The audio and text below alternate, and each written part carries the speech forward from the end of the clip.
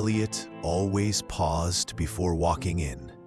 Not because he was late, not because he was unsure, but because if his body entered before his mind was ready, the pressure would follow. That pressure doesn't scream. It whispers. Do I look normal walking in? If I stay quiet, will that seem strange?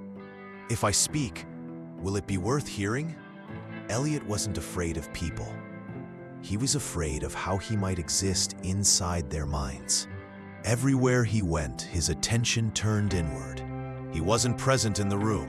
He was watching himself from the outside, monitoring his voice, checking his posture, measuring every reaction.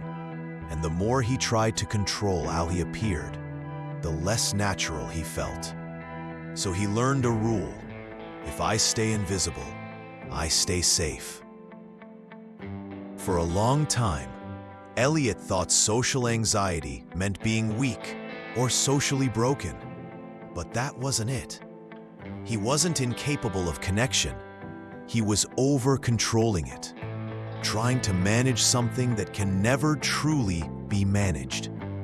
Other people's thoughts. One night, at a small gathering, something simple happened. No lesson, no dramatic breakthrough. He was preparing an excuse to leave early when someone sitting beside him said, "I always feel like everyone's paying attention to me." You ever get that? That sentence landed heavier than expected, because for the first time, Elliot saw it clearly. He wasn't alone in this feeling. Everyone else was busy managing their own presence, their own voice, their own insecurity. No one was actually watching him the way he thought they were. That's when it clicked. Social anxiety isn't really about fear. It's about attention locked inward for too long. So Elliot didn't try to eliminate it. He didn't try to become confident overnight. He changed only one thing: where his attention went. From that night on, he practiced something small, nothing loud, nothing impressive. Whenever the pressure showed up, he would, first, take one slow breath. Not to calm down completely, just to signal safety. Second, shift his attention outward, not to impressions, not to judgments, but to something real. The person's face, the tone in their voice, the words being said. Third, he listened without preparing a perfect response, not to perform, just to be present. And every time he did this, the anxiety stepped back a little. It didn't disappear, but it stopped leading.